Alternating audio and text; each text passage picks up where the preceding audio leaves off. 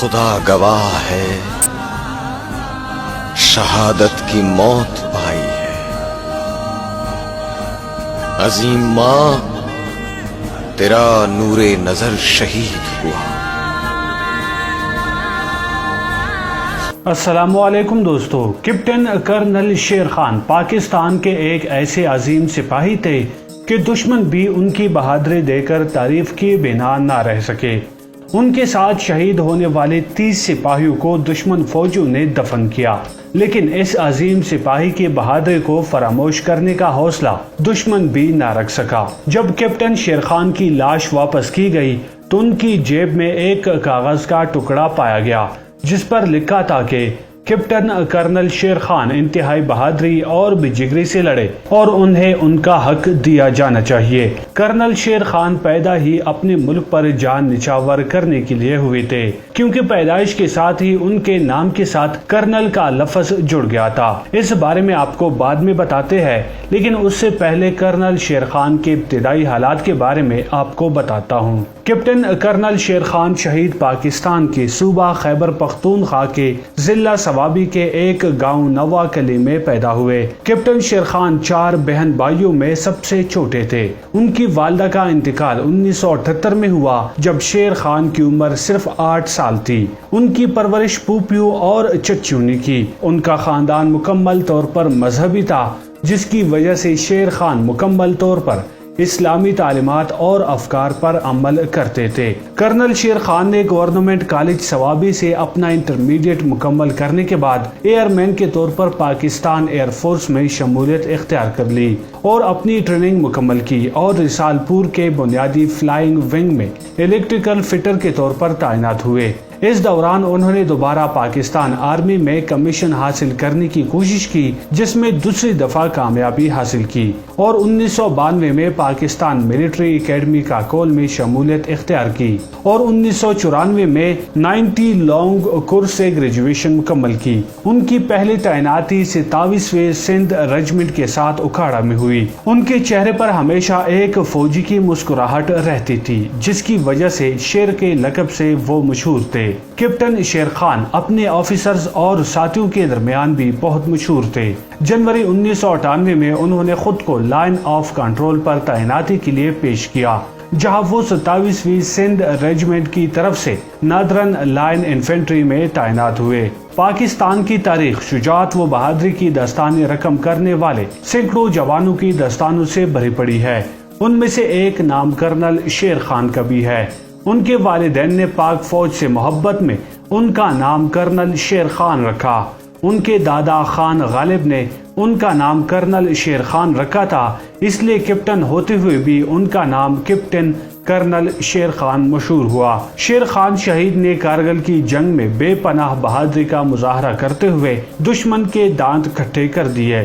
انہوں نے اپنی مٹھی بھر جوانوں کے ہمراہ گلیتری کے مقام پر 17,000 فٹ کی بلندی پر بھارتی فوج کے مورچوں پر قبضہ نہیں کرنے دیا۔ یہ بات شاذ و نادر ہی دیکھنے میں آتی ہے کہ دشمن کی فوج اپنے مقابل کی کسی فوجی کی بہادری کی داد دے اور اپنے حریف سے یہ کہے کہ فلانا فوجی کی بہادری کی قدر کی جانی چاہیے۔ سن 1999 کی کارگل جنگ کے دوران ایسا ہی واقعہ پیش آیا، جب ٹائیگر ہل کے محاذ پر پاکستانی فوج کی کپتان کرنل شیر خان نے اتنی بہادری کے ساتھ جنگ کی کہ انڈین فوجی نے ان کی شجاعت کا اعتراف کیا۔ اس لڑائی کی کمانڈ سنبھالنے والے بریگیڈیئر MS باجوہ کہتے ہیں کہ جب یہ جنگ ختم ہوئی تو میں اس افسر کا قائل ہو چکا تھا۔ میں سن 71 کی جنگ بھی لڑ چکا ہوں۔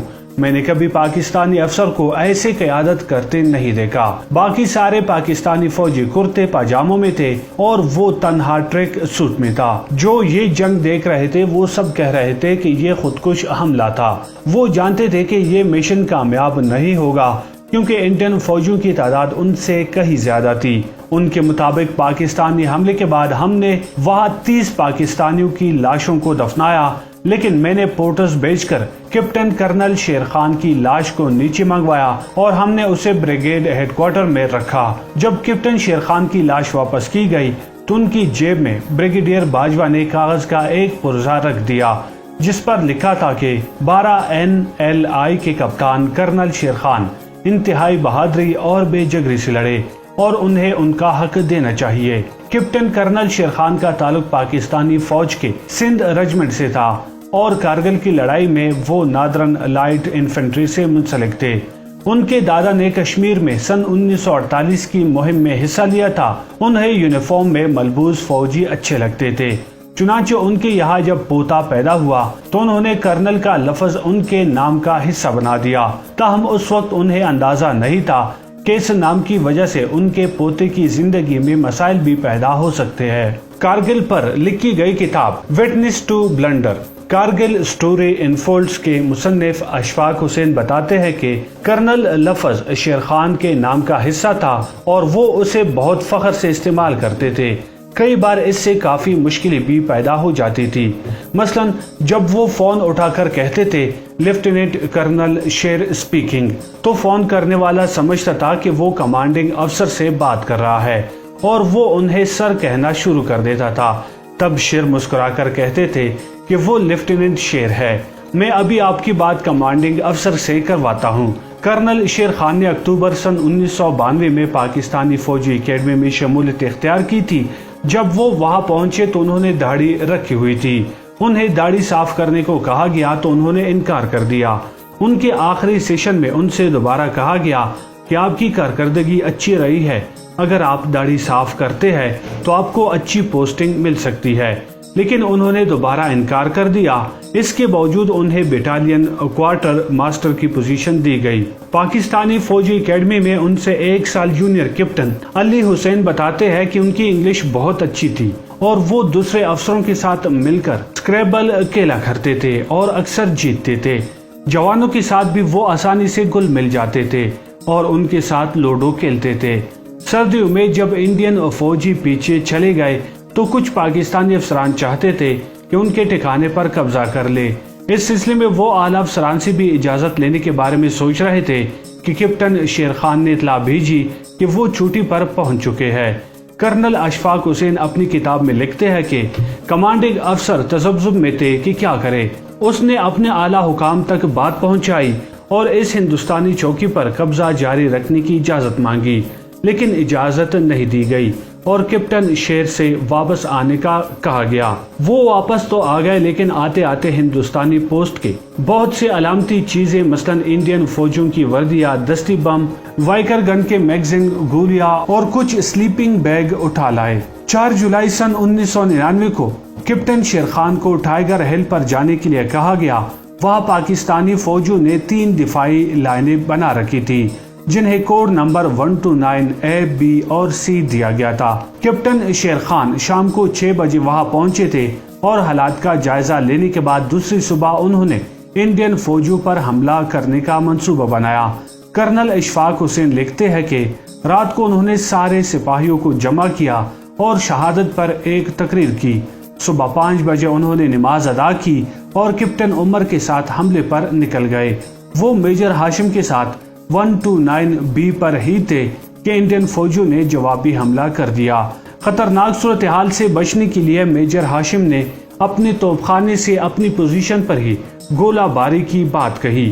جب دشمن فوجی بہت قریب آتے ہیں تو فوجی ان سے بچنے کے لیے اس قسم کا مطالبہ کرتے ہیں۔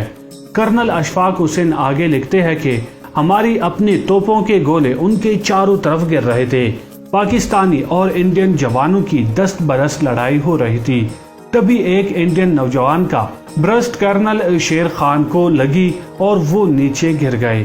باقی پاکستانی فوجیوں کو تو انڈین فوجیوں نے وہی دفن کر دیا، لیکن کیپٹن شیر خان کی جسد خاکی کو پہلے سری نگر اور پھر دہلی لے جایا گیا۔ کیپٹن شیر خان کو پاکستانی فوج کے سب سے بڑے اعزاز نشان حیدر سے نوازا گیا۔